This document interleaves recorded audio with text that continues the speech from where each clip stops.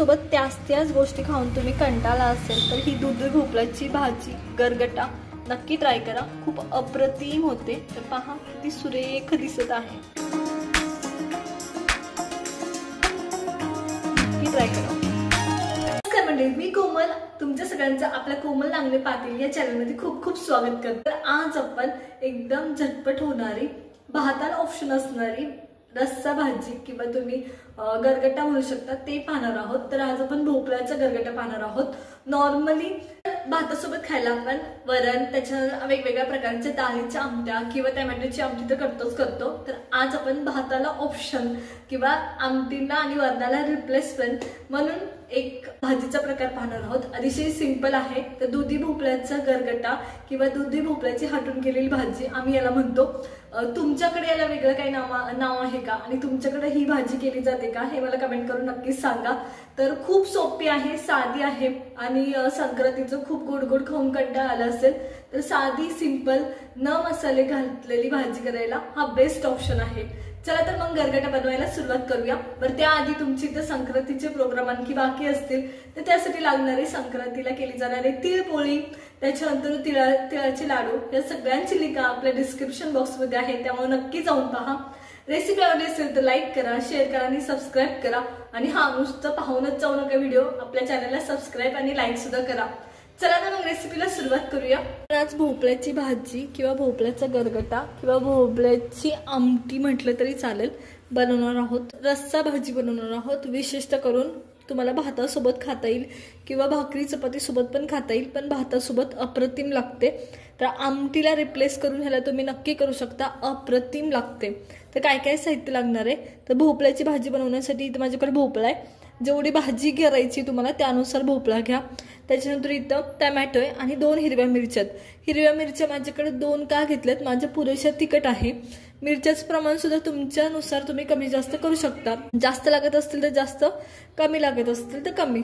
आता ह्या सगळ्या गोष्टी मी बारीक चिरून घेणार आहे, शक्य तेवढे बारीक, कारण आपण ह्याच्यात शिजताना डाळ ऍड करणार आहोत। तर आता मी ह्या गोष्टी बारीक चिरून घेते आणि कसं शिजून घ्यायचं चला तर आपण पाहूया।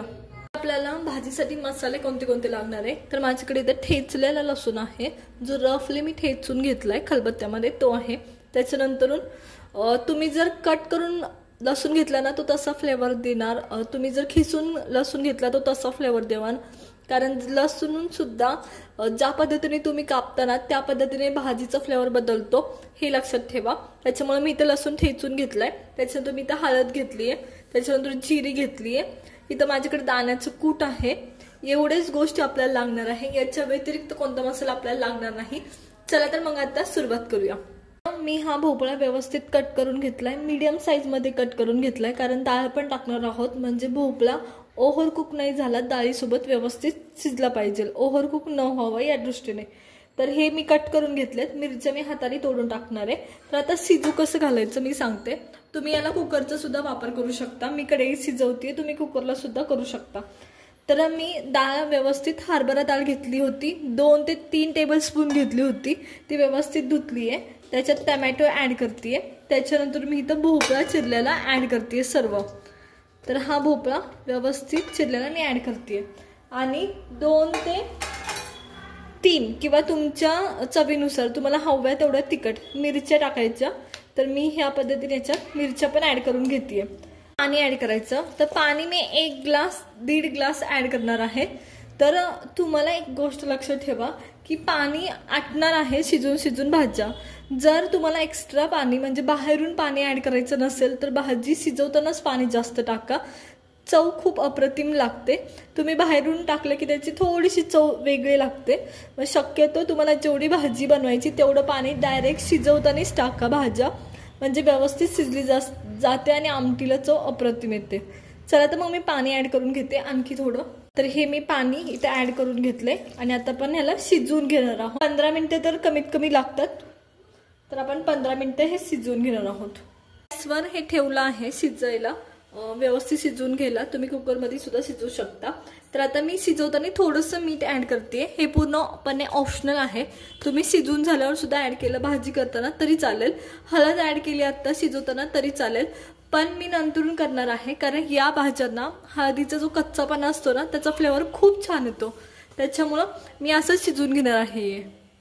चला तर मग मी ह्याच्यावर मी ताट झाकून हे शिजवून घेणार आहे।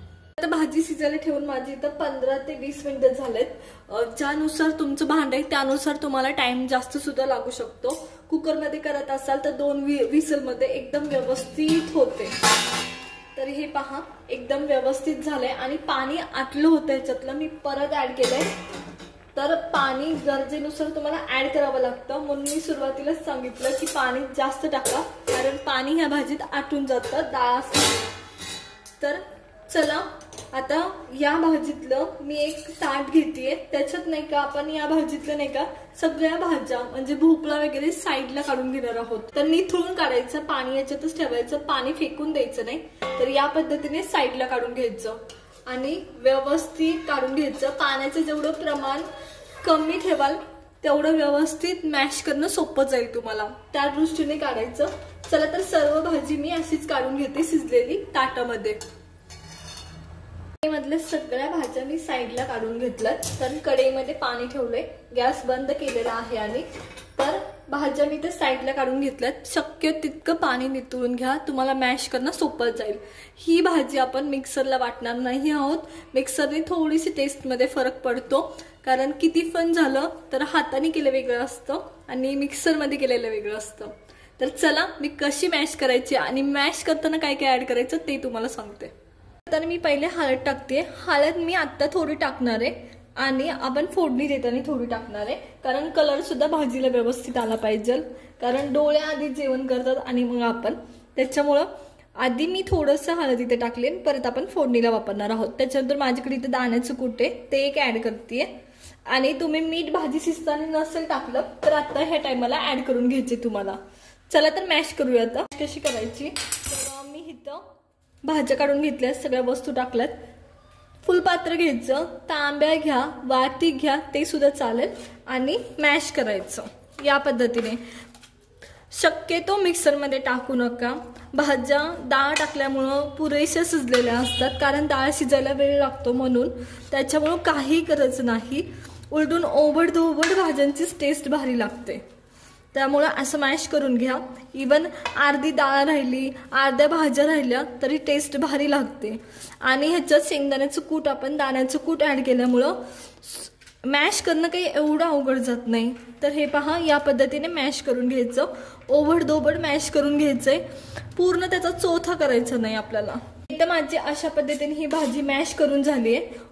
शक्यतो भाज्या कळल्या पाहिजे कोणत्या भाज्यात, असं मॅश करा, खूप त्याला मॅश करू नका, नॉर्मली प्रेस करा, खूप जास्त त्याचा चोथा नाही करायचा।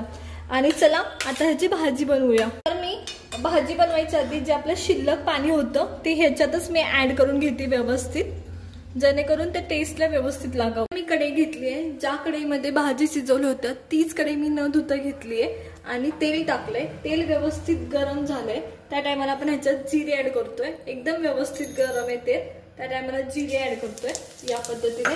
त्याच्यानंतर लसूण आहे माझ्याकडे इथं, तो ऍड करतोय आपण। तर मी लसूण पण सगळं ऍड करून घेतलीये। तर हे दोन्ही गोष्टी व्यवस्थित हलवून घ्यायचं या पद्धतीने। लसूण व्यवस्थित लाल होऊ द्यायचा, खूप करपवायचं पण नाही, पण लाल होऊ द्यायचा। लसूण आता व्यवस्थित लाल झालाय। आता आपल्याकडे मगाशी आपण थोडीशी हळद ठेवली होती ती ऍड करणार आहोत। तर हळद आपण कलर आणायला ठेवली होती, ही ऍड न करता मगाचीच फक्त ऍड केली, भाजी तुम्ही फोडणी दिली तरी चालते। तर मी इथं कलर येण्यासाठी थोडीशी हळद ऍड करते। हळद व्यवस्थित मिक्स करून घ्यायची, जेणेकरून तेलात त्याचा कलर आपल्याला भाजीला आला पाहिजे। तर आता फोडणी व्यवस्थित झालीये, तर हे आपण ऍड करतोय। आता मी ह्याच्यात लाल तिखट नाही ऍड केलेलं, कारण आपण हिरव्या मिरच्या ऍड केल्या। जर तुम्हाला तिखट हवं असेल, लाल तिखट पण ऍड करायचं असेल तर तुम्ही हळद ऍड करताना लाल तिखट ऍड करू शकता, पण हिरव्या मिरच्याने खूप अप्रतिम टेस्ट येते। तर मी हे सगळं व्यवस्थित ह्याच्यात ऍड केलंय, एक्स्ट्रा मी कोणतं पाणी वापरणार नाहीये, जे भाज्यांमध्ये होतं तेच पाणी आपण वापरतोय। तुम्हाला हवं असेल की भाजी खूपच थिक झाली बाबा असं वाटत असेल तर तुम्ही गरम पाणी करून टाकलं तर चालेल, टेस्ट भारी राहते। त्याच्यानंतर मीठ कमी पडलं असेल तर मीठ सुद्धा तुम्ही ऍड करू शकता। भाजी व्यवस्थित झाली आहे, आपण ह्याला व्यवस्थित फोडणी दिले। आता एक कमीत कमी 5 मिनिटं किंवा 2 ते 3 मिनिटं व्यवस्थित अशीच शिजून घ्यायची। आपण त्याच्यात पाणी टाकलंय ते व्यवस्थित एकजीव म्हणजे फोडणी दिली आहे ती फोडणी एकजीव व्यवस्थित होऊ द्यायची आणि मग आपण ह्याला काढणार आहोत। चला तर मग एक 5 मिनिटं तरी कमीत कमी ह्याला एक उकळी आणून घेऊया व्यवस्थित। भाजीला उकळी आली आणि मी कोथिंबीर थोडीशी ऍड करते ह्याच्यात, तर खूप सुंदर टेस्ट येते, तर नक्की ट्राय करा ही भाजी। तर या पद्धतीने आणि आपण खाली घेतल्यानंतर सुद्धा भाजी कोथिंबीर ऍड करणार आहोत। तर पहा किती सुरेख झाली आहे माझी भाजी, एकदम व्यवस्थित रेडी आहे। आता आपण सर्व भाजी साईडला काढून घेतोय। तुम्हाला ज्या पद्धतीने सर्व करायची त्या पद्धतीने तुम्ही सर्व करू शकता। तर आधी मी भाकरी सोबत वगैरे कशी वाढायची ते सांगते। तर नॉर्मली भाकरी तुम्ही वाढा आणि प्लेटमध्ये ही भाजी अशी काढून घ्यायची, पुरेशी थिक आहे। आणि हे तुम्हाला खूपच जास्त घट्ट वाटत असेल तर तुम्ही पाणी ऍड करून पातळ सुद्धा करू शकता, किंवा मी व्हिडिओच्या सुरुवातीलाच सांगितलं की शिजवतानाच पाणी जास्त टाका म्हणजे भाजी खूप छान लागते। चला तर मग मी सर्व भाजी अशीच काढून घेते। तर पहा टेक्स्चर भाज्यांचं तसंच आहे, थिकनेस योग्य, या पद्धतीचं योग्य थिकनेस भाजी टेस्टला खूप छान लागते। तर चला सर्व भाजी मी अशीच काढून घेते। तर आता सध्या मी भाकरी सोबत तुम्हाला खाण्यासाठी सांगते किंवा चपाती सोबत, आणि मग आपण भातासोबत खाणार आहोत। काढून झाली थोडीशी कोथिंबीर ऍड करायची, अप्रतिम लागते। आता ही झाली भाकरी सोबत खायची, आता भातासोबत खाऊया। मी भात घेतलाय व्यवस्थित काढून, तुम्हाला हवे त्या भातासोबत तुम्ही खाऊ शकता, जिरा राईस साधा हवे त्या भातासोबत। तर मी आता भातासोबत सांगते। तर मी साईडला भात घेतलाय आणि भाजी या पद्धतीने ऍड करायची, खूप छान टेस्ट लागते। आपले जसे गरगटे वगैरे लागतात ना त्याच्यापेक्षा भारी टेस्ट लागते एकदम। तुम्ही याला दुधी भोपळ्याचा गरगटा म्हणू शकता, इतका सुंदर होतो हा। आणि तर नक्की ट्राय करा। तर हे पहा खूप सुरेख होते आणि भाजी। तर या पद्धतीने सर्व भाजी मी काढून घेतली आहे। पहा किती सुरेख दिसत आहे, दिसण्यापेक्षा खायला पण खूप सुंदर लागते, त्याच्यामुळे प्लीज ट्राय करा, मस्त झाली। तुम्हाला आजची आपली भोपळ्याची दुधी भोपळ्याची हटवून केलेली किंवा गरगटा केलेली भाजी कशी वाटली हे आम्हाला कमेंट करून नक्कीच सांगा। तर तुम्हाला अशा प्रकारच्या भाज्या पाहायला आवडतात का हे सुद्धा आम्हाला सांगा। जर रेसिपी आवडली असेल तर लाईक करा, शेअर करा आणि सबस्क्राईब करा। भेटूया नवीन रेसिपी सोबत, तोपर्यंत धन्यवाद।